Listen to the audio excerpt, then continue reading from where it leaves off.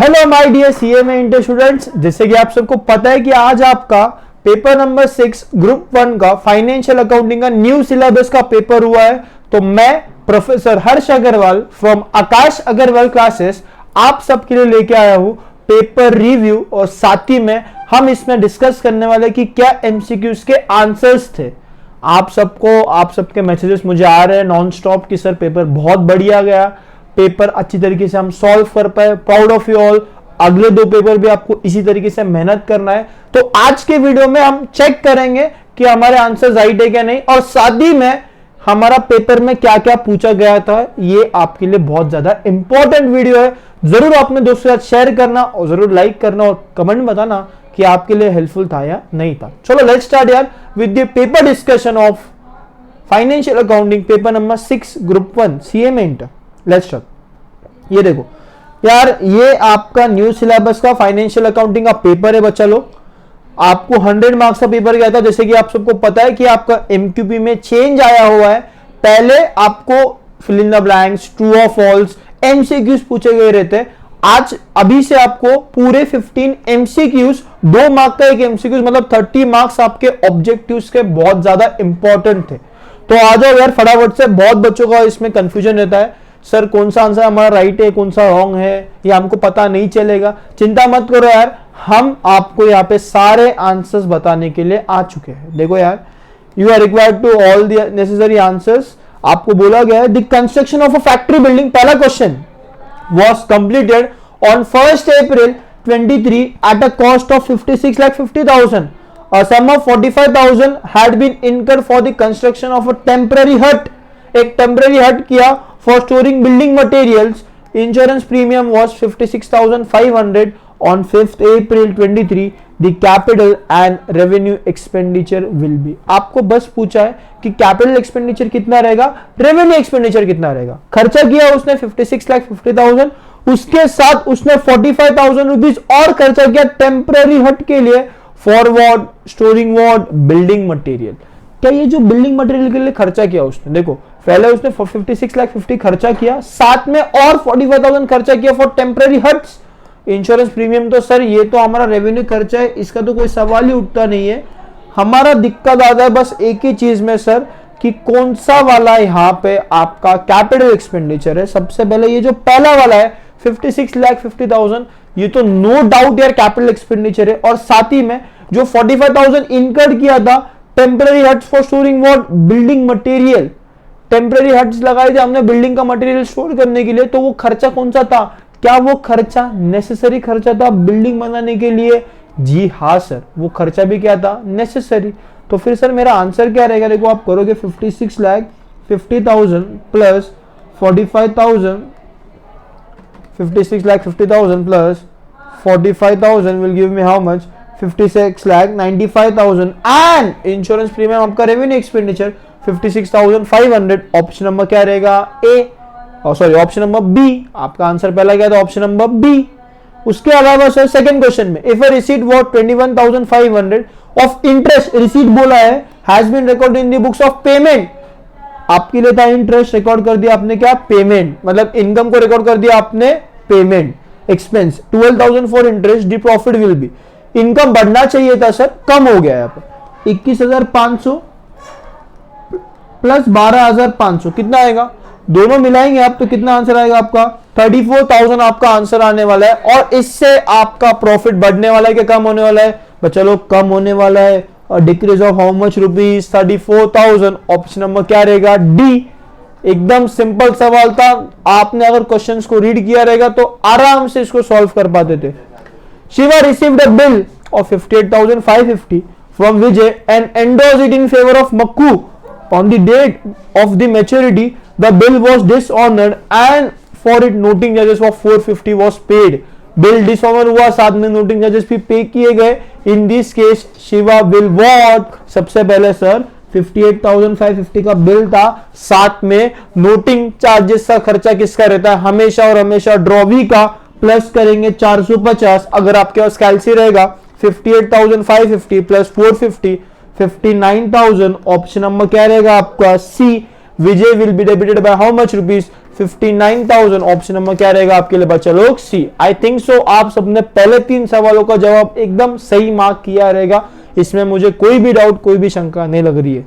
चलो यार, फिर sir joint venture with XYZ account is open with, अरे आपको सब याद आ रहा है क्या? ज्वाइंट वेंचर विद को वेंचर अकाउंट कब बनाते यार? जब वो को वेंचर बस खुद के ही ट्रांजेक्शन रिकॉर्ड करता, when separate set of books of accounts are not maintained and co-venture records only his transactions। Option number क्या रहेगा? बी। ऑप्शन नंबर क्या आंसर रहेगा इसका? बी। बहुत सिंपल सवाल था, अगर आपने क्वेश्चन पढ़ा रहेगा तो आप बता सकते थे। On 31st March, the debtors of a trader were 6,20,000. Before writing off the bad debts 15,000. The provision for bad and doubtful debts was 5%. RDD बोला है 5% और डिस्काउंट बोला है डेटर्स के ऊपर 2%। गलती से भी बहकना मत, यहाँ पे प्रोविजन फॉर डिस्काउंट बोला था, ना ही आपको आरडीडी का आंसर पूछा था। तो 6,20,000 माइनस 15,000, आई थिंक सो आपके कैलसी पे आंसर आएगा 6,05,000। और इसके अलावा आपको आरडीडी क्रिएट करना है 5% का, तो आप लोग कैलसी ले लो हाथ में यार बच्चा लोग। 6,05,000 इंटू 5% 30,250। अगर आप माइनस इक्वल टू करोगे तो 5,74,750 आपका आंसर आएगा। इंटू करना आप 2%, आपको कैलसी पे जवाब मिलेगा 11495। ये आपका ऑप्शन नंबर सी था। 2 मार्क्स यहाँ पे भी आप आराम से टैकल कर सकते थे। अगेन नेक्स्ट क्वेश्चन आ गया आपको एनपीओ के ऊपर। सैलरीज पे ड्यूरिंग ईयर वेर 4,70,000। सैलरीज कितना पे किया? 4,70,000 पे किया सर। आउटस्टैंडिंग कितना था? ओपनिंग वाला 65,000 और क्लोजिंग वाला कितना था सर? 3 महीने के लिए था। अभी बच्चे सर यहाँ पे 3 महीने का कैसे निकाला? देखो यार 4,70,000 माइनस करो 65,000। बच्चा लोग आप लोग 4,70,000 माइनस करेंगे तो 65,000 आपको कैलसी पे जवाब मिलेगा कितना? चेक करेंगे 4,05,000। और कितने महीने का आउटस्टैंडिंग है? लास्ट ईयर का जाता वो माइनस कर दिया। कितने महीने का आउटस्टैंडिंग है? 3 महीने का। मतलब साल में महीने कितने रहते हैं? 12। ये 9 महीने के लिए रहेगा। 9 महीने डिवाइड बाय 9 करो तो कितना आएगा? 45,000। और 3 महीने का आउटस्टैंडिंग इंटू 3 करो, 45,000 इंटू 3 1,35,000। और यहाँ पे 1,35,000 प्लस कितना आएगा सर? ये मेरा 4,05,000। अगर मैं दोनों को ऐड करूंगा प्लस 4,05,000, जवाब क्या आएगा? 5,40,000। ऑप्शन नंबर क्या रहेगा? सी। ऑप्शन नंबर क्या रहेगा आपका? सी। एकदम सिंपल सिंपल सवाल था, कॉमन सेंस बेस्ड था। आपको बस समझना था कि क्या पूछा गया क्या नहीं पूछा गया। देखो, profit before interest on loan and manager commission were 4,25,250. Interest on loan was 42,000 if the manager is entitled for a 5% commission on net profit after charging such commission. सबसे पहले देखो यार, इंटरेस्ट ऑन लोन ये मेरे लिए expense है। 4,25,250 minus 42,000, जो भी आपका आंसर आता रहेगा। आपका आंसर आएगा 3,83,250 और 5% कमीशन मिलने वाला है आफ्टर चार्जिंग सच कमीशन। तो मैं आपको सिंपल सिंपल से बोलूंगा, आपका जो फॉर्मूला यार into rate divided by 100 plus rate, मतलब यार into 5% divided by 105, 383,250 into 5 divided by 105, 18,250। Option number क्या आएगा आपका? डी। एकदम सिंपल सिंपल सा था। आफ्टर चार्जिंग कमीशन का सम हमने क्लास में भी किया हुआ है, आप सबको याद रहेगा। आपका याद करो फाइनल अकाउंट्स का चैप्टर, उसमें बिफोर चार्जिंग वाला भी किया है, आफ्टर चार्जिंग वाला भी किया है। Sir at the end of the year advance from the customer, अरे कोई कस्टमर से एडवांस मिल गया तो क्या आपने उसको अभी तक बेनिफिट दिया है? क्या देना बाकी है ना? लाल चार्ट को याद करो। प्री रिसीव्ड इनकम को क्या बोलते हैं हम लोग? एसेट क्या? Liability. Liability shown in the balance sheet as what? Liability, क्योंकि बेनिफिट देना बाकी है। अगेन आपका आरडीडी के ऊपर सवाल पूछ लिया, बट यहां पे थोड़ा अलग है, परसेंटेज सेम दिखेगा आपको। मतलब आप देखो 2 सवाल आपको आ गए थे 2-2 मार्क के फाइनल अकाउंट्स के चैप्टर से। अगर किसी बच्चे को ऐसा लगता रहेगा सर फाइनल अकाउंट्स पे आपने फोकस करने बोला था, सवाल आया नहीं, एमसीक्यूज में पूछ लिए थे बेटे, एमसीक्यूज में सवाल आए उसके। अगर आपको दिखता रहेगा, आपको पीछे आरडीडी का एक सवाल दिखा, उसके बाद वापस से आरडीडी का दिखा, आगे जाके आपको एक दिखेगा ग्रॉस प्रॉफिट का। तो 6 मार्क यहां से उन्होंने कवर किए थे आपके फाइनल अकाउंट्स नाम के चैप्टर से। सर यहाँ पे डेटर्स का वैल्यू कितना दिया था? 7,50,000 दिया था सर। बैड डेट्स कितना माइनस करना है? 25,000 माइनस करना है सर। माइनस करूंगा मैं 25,000, मेरा आंसर आएगा सर 7,25,000। कैलसी पे सॉल्व करोगे तो आंसर मिलेगा। आरडीडी क्रिएट करना बोला है 5%, डिस्काउंट बोला है 2%, तो लेस 5% करोगे आप तो 36,250 यहाँ पे आंसर आएगा, माइनस बचेगा आपका 6,08,750, और अगर आपको और 2% माइनस करना है तो 6,08,750 इंटू 2%, 12,175 माइनस इक्वल टू कर दो आप, आपको जवाब मिलेगा 7,25,000 माइनस 36,250 विल गिव मी 6,88,750। वहां पे मैंने जीरो लिख दिया था गलती से, 6,88,750 इंटू 2%, 13,775 माइनस इक्वल टू करोगे तो 6,74,975। ऑप्शन नंबर क्या रहेगा आपका? बी। ऑप्शन नंबर क्या रहेगा इनका? B. From the following information given below you are required to prepare, क्या निकालना है आपको? सैलरीज आउटस्टैंडिंग दिया है, ओपनिंग दिया है, प्रीपेड दिया है ओपनिंग वाला, पेड ड्यूरिंग द ईयर दिया है, एडवांस और आउटस्टैंडिंग दिया है, क्लोजिंग वाला। इनकम और एक्सपेंडिचर मतलब एनपीओ का सवाल यहां पे भी आ गया सर पेड कितना किया? 3,30,000। जो खर्चा ये साल का नहीं है उसको माइनस करो, जो ये साल का अभी भी करना बाकी है उसको ऐड करो। आउटस्टैंडिंग का मतलब ये लास्ट ईयर का था, ये साल में पे हुआ रहेगा, आना नहीं चाहिए, तो मैंने 33,000 पहले ही माइनस कर दिया। इसको हम लोग प्यार से बोलते हैं ओपनिंग आउटस्टैंडिंग। 22,000 रुपए प्री रिसीव था, प्रीपेड था, मतलब ये साल का खर्चा आपने कब किया था? पिछले साल। इसको ऐड करूंगा मैं 22,000 को, ओपनिंग प्री रिसीव। आउटस्टैंडिंग और दिया है आपको एडवांस वाला, क्लोजिंग वाला। क्लोजिंग वाला तो एडवांस वाला क्या करेंगे हम लोग? माइनस, क्योंकि हमको इनकम एंड एक्सपेंडिचर पे जाना है। 16,500 माइनस करेंगे क्लोजिंग प्री रिसीव, तो क्लोजिंग प्रीपेड, और आपका आउटस्टैंडिंग वाला क्या करेंगे? ऐड कितना? 44,000। तो अगर आप आंसर निकालने जाओगे 3,30,000 minus 33,000 plus 22,000 minus 16,500 plus 44,000 will give मी 3,46,500।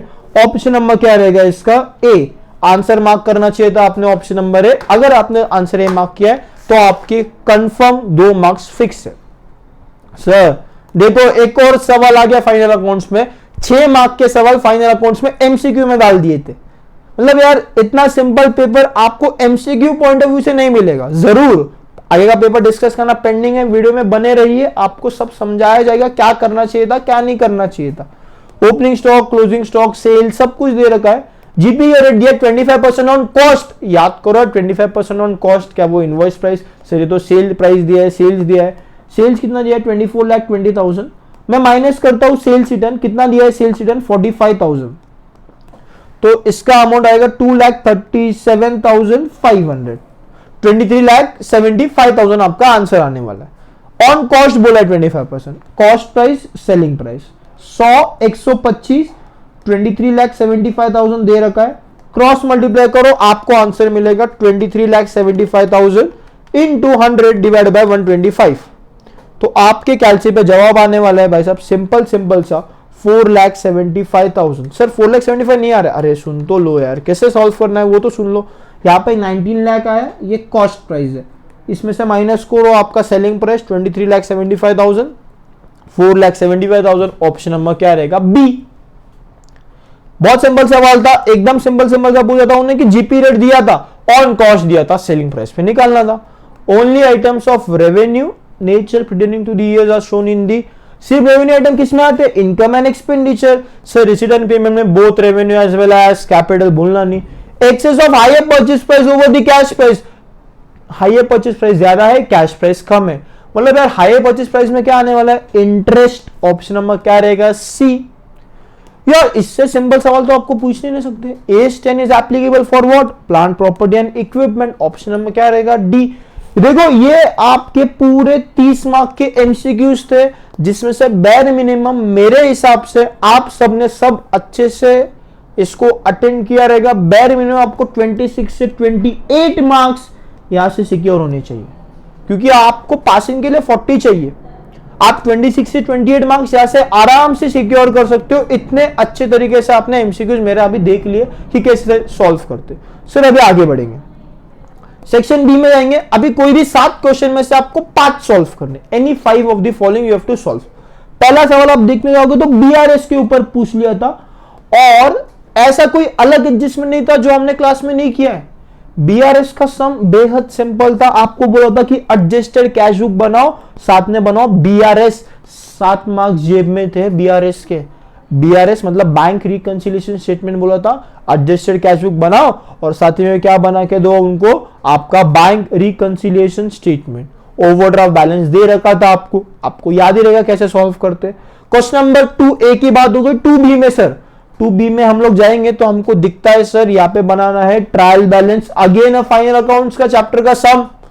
तो 6 मार्क प्लस 7 मार्क 13 मार्क तो यहाँ पे ही फाइनल अकाउंट से कवर होते हैं। और मैंने बताया था वीडियो में फाइनल अकाउंट्स, एनपीओ और साथ ही में आपका सिंगल एंट्री, तीनों में से कोई भी 2 क्वेश्चन 14 मार्क्स के लिए पूछते हैं तो यहाँ पे तो 14 मार्क्स, यहाँ पे 13 मार्क्स सिक्योर हो गए। आगे आप जाओगे तो सिंगल एंट्री मिलेगा। एनपीओ के एमसीक्यूज भूल गए क्या? 4 मार्क के एमसीक्यूज, तो तुम्हारा 30 मार्क्स का वेटेज वहां से आ चुका है बच्चा लोग। ट्रायल बैलेंस बनाने बोला था, debit balances as well as credit balances, और बोला था एडजस्टेड ट्रायल बैलेंस। एडजस्टमेंट दिया था, आउटस्टैंडिंग था, प्रीपेड था, आरडीडी क्रिएट करना था, कुछ आपके ड्रॉइंग्स थे, डेप्रिसिएशन चार्ज करना था। वो देख के आपको बस क्या बना के देना है, trial balance. Again a very simple marks, 7 marks के लिए। 7 मार्क्स यहाँ पे भी आप आराम से सिक्योर कर पाते थे सर। फिर बिल ऑफ एक्सचेंज में आपको पूछा गया अकोमोडेशन बिल, आप सबको याद रहेगा हमारे बुक में सेम सम है, सिर्फ यहाँ पे जी और एच कर दिया, मतलब वहां पे हमारे पास था जॉर्ज, हैरी एंड जैक, आप सबको याद रहेगा उसी टाइप का सम अकोमोडेशन का आपको दे रखा है बुक के अंदर, और वही आ गया एग्जाम में आपको 7 मार्क्स के लिए। अगर मेन बुक अगर आपने रेफर किया रहेगा, अच्छी तरीके से सॉल्व किया रहेगा, बिल ऑफ एक्सचेंज का सम जॉर्ज, हैरी एंड जैक वाला सम था। सिर्फ इन्होंने क्या कर दिया, जॉर्ज, हैरी, जैक की वजह से जी, एच और जे कर दिया। मतलब जिसने बच्चे ने सॉल्व करके क्या रहेगा उसके लिए तो बहुत बेनिफिशियल रहेगा। अगला सवाल लीज अकाउंटिंग में पूछा गया था, 7 मार्क्स का सवाल था। डिपेंड करता है, बच्चे लोग बहुत बार लीज अकाउंटिंग छोड़ के जाते हैं, कुछ कुछ पढ़ के गए रहेंगे। जिसने पढ़ के गया रहेगा लीज अकाउंटिंग उसके लिए भी कोई ऐसा एज सच कोई अलग सम नहीं था। आपको इम्प्लिसिट रेट दिया था, साथ ही में आपको present value and negative factor दिया था, रेसिडुअल वैल्यू दे रखा था। आसानी से इसको भी हम क्या कर सकते थे, टैकल कर सकते थे भाई साहब। अगेन एंड 14 मार्क्स जेब में। देखो फिर ध्यान से 30 मार्क्स वापस सिक्योर हुए, उसके बाद आपको आगे दिखता रहेगा। क्वेश्चन नंबर 2 इजी था। Question number 4 single entry system, एकदम मतलब ये टाइप के सम्स अपने बुक के अंदर कवर्ड है। Single entry some again an important 14 marks के लिए आपको पूछ लिया था सिंगल एंट्री बनाना भाई साहब। सिंगल एंट्री का सवाल आपको वापस से 14 मार्क्स के लिए आया था। सिंगल एंट्री आपके लिए 14 मार्क्स के लिए आया था। उसके बाद आपको दिखता है question number 5 partnership accounting. Partnership में इस बार उन्होंने पूछ लिया डिसोल्यूशन। मैंने बोला था 4 टॉपिक पढ़ के जाना है, admission, retirement, death and dissolution. Dissolution के ऊपर सवाल आया था और ये भी आपको दे रहा था 14 मार्क्स। डिसोल्यूशन में भी अगर आप एडजस्टमेंट पे गो थ्रू करोगे तो एज सच कोई अलग एडजस्टमेंट नहीं था, एज सच कोई अलग एडजस्टमेंट नहीं था। आपको नॉर्मल डिसोल्यूशन का प्रोसेस फॉलो करना है। एसेट्स को रियलाइज करो, पार्टनर्स को पेमेंट करो, कैश को अकाउंट को क्या करो, टैली करो। बहुत सिंपल सा आपका डिसोल्यूशन का सवाल था। आफ्टर दैट क्वेश्चन नंबर 6 की अगर बात करें तो ब्रांच अकाउंटिंग के ऊपर आपको सवाल पूछा गया था। होलसेल प्राइस वाला जो हमने क्लास में किया हुआ है, होलसेल बेसिस वाला था, और आपको बस क्या निकल के देना था, प्रॉफिट कितना किया आपके एचओ ने। 7 मार्क्स यहां पे भी आप लोग सिक्योर कर सकते थे। उसके बाद ये इंश्योरेंस क्लेम वाला चैप्टर, बताओ नहीं कि हमने नहीं किए टाइप के सम। एग्जाम में हमारे क्लास के बुक में कम से कम 2 से 3 टाइप अमाउंट चेंज रहेंगे। अमाउंट नो डाउट सेम नहीं रहेंगे, अमाउंट चेंज रहेंगे। ये टाइप के सम इंश्योरेंस क्लेम के हमने क्लास में कर रखे। 7 मार्क्स यहाँ पे आप ले सकते थे। ये आपके अकाउंटिंग स्टैंडर्ड्स पे सवाल पूछा गया था। ऊपर वाला था आपके AS 10 plant property and equipment के बारे में, और यहाँ पे पूछा गया था आपको किसके बारे में, एज 12। अगर बच्चे लोगों ने, आपको मैंने बोला था अकाउंटिंग स्टैंडर्ड्स करके जाना, अगर आप लोगों ने ठीक से करके गया रहेगा then it will be benefit for you, आपके लिए आराम से कर सकते हो। ये अगेन किसके ऊपर पूछ लिया, आपको पार्टनरशिप के ऊपर एक सवाल पूछ लिया। कितने मार्क्स के लिए, 4 मार्क के लिए पार्टनरशिप के लिए एक और सवाल आपको दिख रहा है यहाँ पे। फिर ये आपका कंसेप्ट्स, कन्वेंशंस एंड प्रिंसिपल, आपका chapter number 1 fundamental of accounting principle. Full disclosure क्या रहता, कंसिस्टेंसी क्या रहता, मटेरियलिटी क्या रहता, कंजर्वेटिज्म क्या रहता, ये सब पढ़े हुए हमने चीजें। वही आपको आगे देखो 5 मार्क दे के जाएगा ये थ्योरी क्वेश्चन। और आपको methods and criteria for selection of application of what, accounting policies, ये भी आपका वापस से फंडामेंटल ऑफ अकाउंटिंग्स के ऊपर सवाल आ गया। मतलब आप देखोगे तो पेपर नो डाउट थोड़ा सा लेंदी था, बट आसानी से क्या कर सकते थे आप, सॉल्व। अगर आप लोगों ने ठीक से पढ़ाई की रहेंगे, क्वेश्चन पेपर को ठीक से पढ़ा रहेगा, आपके लिए बहुत ज्यादा सिंपल पेपर गया रहेगा। मेरे हिसाब से फ्रॉम माय चॉइसेस, सर कौन से सॉल्व करने चाहिए थे, क्वेश्चन नंबर 2 करना चाहिए था आपने, नो डाउटली। अगर 3 आप करना चाहते हो तो कर सकते हो, 4 करना ही चाहिए था, 5th करना चाहिए था, मतलब 2, 4 एंड 5th, एंड साथ ही में 6 और आपका लास्ट वाला क्वेश्चन नंबर 8। 7 और 3 डिपेंड करता है आपका कितना पढ़ के हुआ है, पार्टनरशिप एंड एवरीथिंग, उसके हिसाब से आप कर सकते हो। होप ये वीडियो आप सबके लिए बेनिफिशियल रहेगा। ये वीडियो के डिस्क्रिप्शन बॉक्स में पेपर का लिंक भी डाल दूंगा, जहां से आप पेपर एक्सेस कर सकते हो। तब तक के लिए thank you so much, bye bye, take care. आप सबके एमसीक्यूज मैंने यहाँ पे सॉल्व कर दिए। ऐसे ही एसी पे ट्रस्ट करते रहिए, एंड और बहुत सारे वीडियोस और अगले 2 पेपर के लिए आपका taxation as well as costing. All the best everyone, rock the paper, and मुझे जरूर वीडियो में बताना कि ये वीडियो आपके लिए हेल्पफुल था या नहीं। तब तक के लिए thank you, bye bye, take care.